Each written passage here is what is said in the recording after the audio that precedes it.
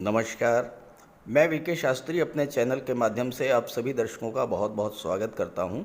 15 मई 2023 प्रातः 6:58 पर ग्रहों के राजाधिराज भगवान भुवन भास्कर सूर्यदेव अपनी वर्तमान उच्च राशि मेष राशि को छोड़कर दैत्य गुरु शुक्र की साधारण राशि वृषभ राशि में गोचर करेंगे और वृषभ में सूर्य का गोचर 15 जून की प्रातः तक रहेगा। सूर्य का ये राशि परिवर्तन हमारे लिए बहुत ही महत्वपूर्ण है, क्योंकि सूर्य के बिना पृथ्वी पर जीवन संभव ही नहीं है। सूर्य कुंडली में उच्च पद, मान सम्मान, शासन सत्ता और सरकारी नौकरी और पिता के कारक होते हैं। सूर्य आत्मा है, बल है, तेज है, प्रकाश है। सूर्य आत्मसम्मान और आत्मविश्वास के भी कारक होते हैं। और सूर्य का ये राशि परिवर्तन कई मायनों में अत्यंत विशिष्ट होगा। भले ही पिछले माह सूर्य अपनी उच्च की राशि में गोचर कर रहे थे, लेकिन राहु के साथ ग्रहण दोष लगने के कारण अपना पूरा फल देने में सक्षम नहीं थे। और अब वृषभ राशि में भी सूर्य का गोचर चूँकि शत्रु राशि में हो रहा है और सूर्य शुक्र की राशि में अच्छा प्रभाव नहीं डालते हैं, लेकिन इस गोचर की सबसे महत्वपूर्ण बात यह है कि वृषभ राशि में 3 नक्षत्र आते हैं: कृतिका, रोहिणी और मृगशिरा। कृतिका सूर्य का नक्षत्र है, रोहिणी चंद्रमा का नक्षत्र है और मृगशिरा मंगल का नक्षत्र है। वृषभ राशि में कृतिका के 3 चरण, रोहिणी के 4 चरण और मृगशिरा के 2 चरण आते हैं। तो नक्षत्र के दृष्टिकोण से देखें तो सूर्य वृषभ राशि में गोचर करते हुए हर राशि के जातकों के लिए विशेष प्रभाव देने वाले होंगे, क्योंकि पहले तो अपने ही नक्षत्र में गोचर करेंगे, फिर अपने मित्र चंद्रमा के नक्षत्र में गोचर करेंगे और फिर अपने ही मित्र मंगल के नक्षत्र में गोचर करेंगे। तो इस तरह शुक्र की राशि वृषभ राशि में गोचर करते हुए सूर्य किसी तरह की हानि नहीं पहुंचाएंगे, बल्कि छप्पर फाड़ धन वर्षा ही करेंगे। तो सूर्य के इस राशि परिवर्तन का मिथुन राशि के जातकों के जीवन पर क्या प्रभाव पड़ेगा, इसी का विश्लेषण करेंगे इस वीडियो में। ये विश्लेषण आपकी चंद्र राशि के आधार पर किया जा रहा है और वीडियो के अंत में मैं आपको सूर्य के उपाय भी बताऊंगा। दूसरी बात, कमेंट बॉक्स में किसी भी अनजान व्यक्ति के द्वारा दिए गए नंबर पर भूल करके भी कांटेक्ट मत कीजिएगा, आपके साथ फ्रॉड हो सकता है। तो ये है मिथुन राशि के जातकों की कुंडली। मिथुन राशि के स्वामी हैं युवराज बुध और बुध सूर्य के परम मित्र हैं। ऐसे में सूर्य का गोचर मिथुन राशि के जातकों के लिए तो अत्यंत शुभ फल देने वाला होगा। अब समस्या ये है कि सूर्य का गोचर वृषभ राशि में शुक्र की राशि में हो रहा है, तो शुक्र और सूर्य का जो संबंध है आप वो समझ लीजिए, तो उससे आपको ये बात बिल्कुल स्पष्ट हो जाएगी कि सूर्य इस गोचर काल में आपके लिए कोई भी अशुभ फल नहीं देने जा रहे हैं। देखिए, सूर्य और शुक्र में 30 मई तक 2-12 का संबंध बनेगा। सूर्य से दूसरे भाव पर हैं शुक्र, और दूसरा भाव क्या होता है? धन का होता है, परिवार का होता है, आपके सस्टेनेंस का होता है, आपके सपोर्ट का होता है, आपके बल का होता है। तो शुक्र का सपोर्ट सूर्य को मिलेगा, शुक्र का बल सूर्य को मिलेगा, यानी सूर्य को धन, वैभव, ऐश्वर्य, कंफर्ट, लग्जरी की प्राप्ति होगी। अब सूर्य कौन है? सूर्य है आत्मा। आत्मा यानी आप स्वयं, जिसकी हम बात कर रहे हैं मिथुन राशि के। तो मिथुन राशि के जातकों को धन, वैभव, कंफर्ट, लग्जरी, ऐशो आराम, ये चीज़ें शुक्र प्रदान करेंगे। और कहाँ से प्रदान करेंगे? वो करेंगे विदेश से, क्योंकि शुक्र 12वें भाव में गोचर कर रहे हैं और 12वां भाव विदेश का होता है। अब दूसरी चीज़, ये तो 30 मई की स्थिति हो गई। 30 मई के बाद शुक्र धन के भाव में आ जाएंगे और सूर्य से 3-11 का संबंध बनाएंगे। 3-11 शुक्र से तीसरे भाव पर सूर्य से तीसरे भाव पर शुक्र और शुक्र से 11वें पर हैं सूर्य। अब 11वां भाव क्या होता है? लाभ का होता है। तो शुक्र से सूर्य को लाभ मिलेगा, सूर्य से शुक्र को लाभ मिलेगा। शुक्र क्या है, कहाँ पर हैं? धन के भाव में हैं, तो धन के भाव से सूर्य को लाभ मिलेगा, यानी धन का संचय होगा, परिवार में वृद्धि होगी, परिवार में सुख सौहार्द का वातावरण बनेगा। तो ये तो सूर्य और शुक्र का जो संबंध है, इस पूरे गोचर काल में आपके लिए हर तरह का लाभ ही देने वाला होगा। अब सूर्य के प्रभाव को समझते हैं।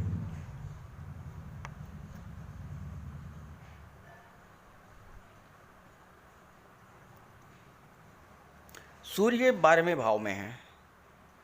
अब 12वां भाव क्या है? 12वां भाव विदेश का है और सूर्य पराक्रम भाव के स्वामी हैं। तो आपके पराक्रम पुरुषार्थ में वृद्धि करेंगे और आप अपने पराक्रम पुरुषार्थ के बल पर विदेश जाएंगे। शुक्र पंचम के स्वामी हैं संतान और शिक्षा के लिए, और शुक्र और सूर्य का इतना मधुर संबंध है इस गोचर काल में कि शुक्र सूर्य को सपोर्ट कर रहे हैं, सूर्य शुक्र को सपोर्ट कर रहे हैं। तो ऐसे में छात्रों के लिए तो ये गोल्डन चांस है विदेश जाने का, विदेश में उच्च शिक्षा प्राप्त करने का। और आपकी राशि के स्वामी बुध हैं, बुध व्यापार के कारक होते हैं, तो विदेशी व्यापार के लिए भी ये समय बहुत अच्छा है। 12वां भाव खर्चों का होता है और 12वां भाव निवेश का भी होता है। खर्चे बढ़ेंगे तो खर्चे निवेश पर होंगे। आप कोई एफडी में निवेश कर सकते हैं, कोई शेयर खरीद सकते हैं, कोई गोल्ड में आप निवेश कर सकते हैं। मतलब इस गोचर काल में किसी न किसी तरह का निवेश का योग आपके लिए बनेगा, और वो बनेगा 30 मई के बाद, जब शुक्र धन के भाव में आ जाएंगे। अब यहाँ पर सूर्य की दृष्टि पड़ेगी 6ठे भाव पर। सूर्य शासन प्रशासन के कारक हैं, सूर्य राजा हैं, विदेश सेवा के कारक हैं, सरकारी नौकरी के कारक हैं।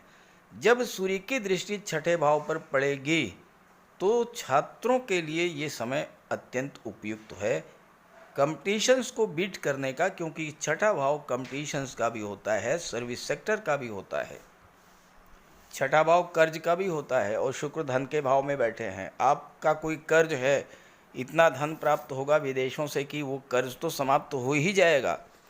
आप अपने व्यापार व्यवसाय को बढ़ाने के लिए अगर कर्ज लेना चाहते हैं तो उसका भी योग बनेगा। बैंकों से आपको लोन मिल सकता है, किसी गवर्नमेंट बॉडी से आपको धन प्राप्त हो सकता है। अब एक और महत्वपूर्ण बात आपके लिए कि शुक्र लग्न में गोचर कर रहे हैं, आपके व्यक्तित्व में बहुत सकारात्मक परिवर्तन होगा। सूर्य आपको राजसी वैभव प्रदान करेंगे और शुक्र आपको धन प्रदान करेंगे। वाणी के भाव में जब जाएंगे तो आपकी वाणी में अत्यंत मिठास होगी। सूर्य पावर और अथॉरिटी के कारक हैं। आपके वाणी में इतना बल होगा, इतनी मिठास होगी कि आपका कोई भी कार्य हो, आपके कहने मात्र से वो कार्य पूरा हो जाएगा। शुक्र सप्तम पर दृष्टि डाल रहे हैं। 30 मई तक आपके विवाह के प्रबल योग बनाएंगे और इसमें सूर्य का पूरा सपोर्ट मिलेगा। हो सकता है कि आपका विवाह विदेश से हो, और विदेश का मतलब ये नहीं होता है कि अमेरिका, ब्रिटेन, कनाडा। विदेश का मतलब आप यूपी में हैं, आपका विवाह जो है दिल्ली से हो सकता है, मध्य प्रदेश से हो सकता है, राजस्थान से हो सकता है, महाराष्ट्र से हो सकता है, कहीं से भी।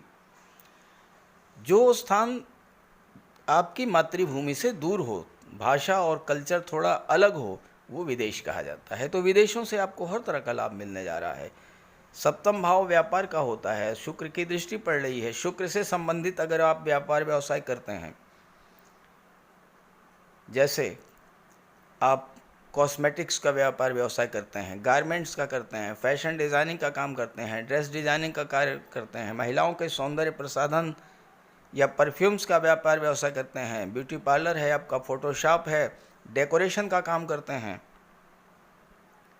या आप ऑर्नामेंट, ज्वेलरी और आभूषण का कार्य करते हैं, इन सभी क्षेत्रों के लिए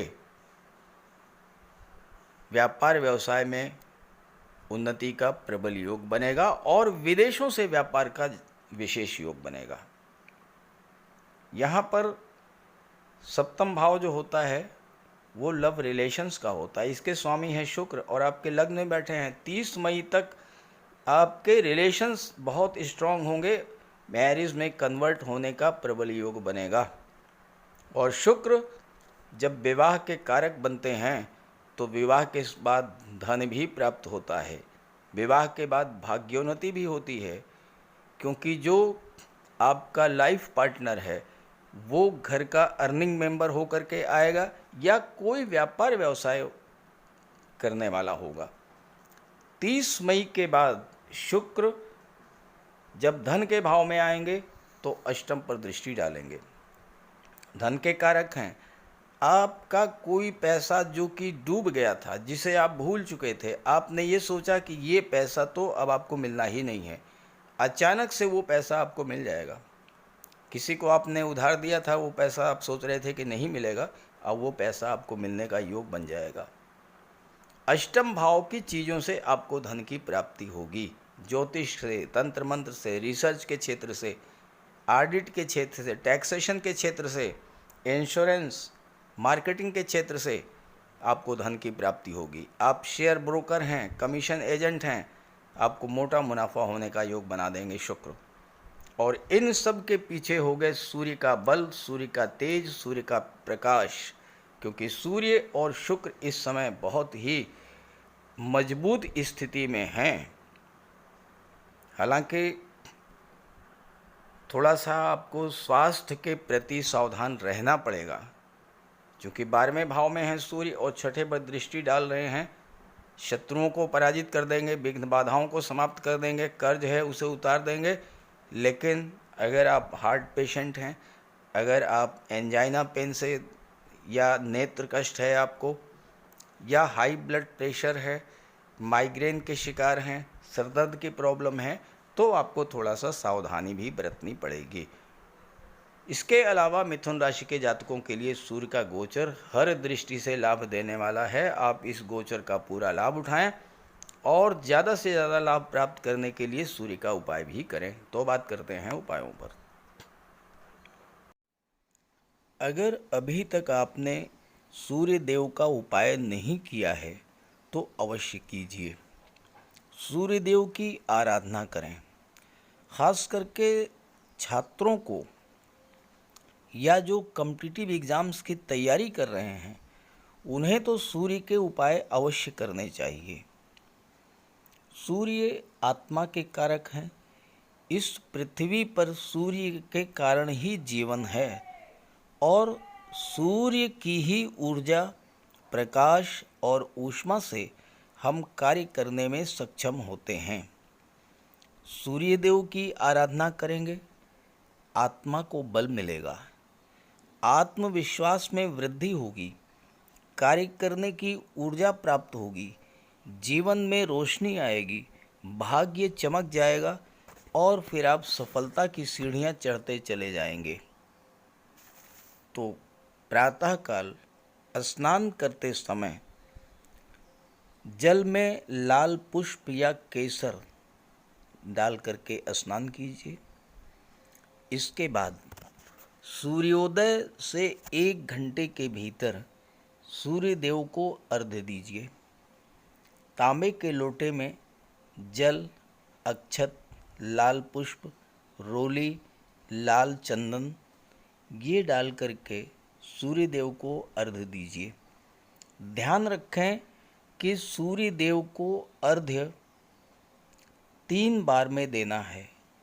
1 लोटे जल को आपको 3 बार में अर्घ्य देना है और साथ ही साथ इस बात का ध्यान रखना है कि जो जल है वो आपके पैरों पर ना गिरे।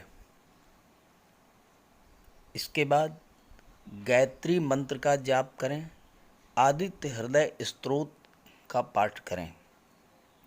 छात्रों को तो सूर्य का ये उपाय नियमित रूप से करना चाहिए, क्योंकि सूर्य ही सरकारी नौकरी के कारक हैं और आज के युग में हर छात्र का सपना होता है कि वो आईएएस बने, आईपीएस बने या शासन प्रशासन में उच्च पदस्थ अधिकारी बने, और सूर्य इन सब के कारक होते हैं।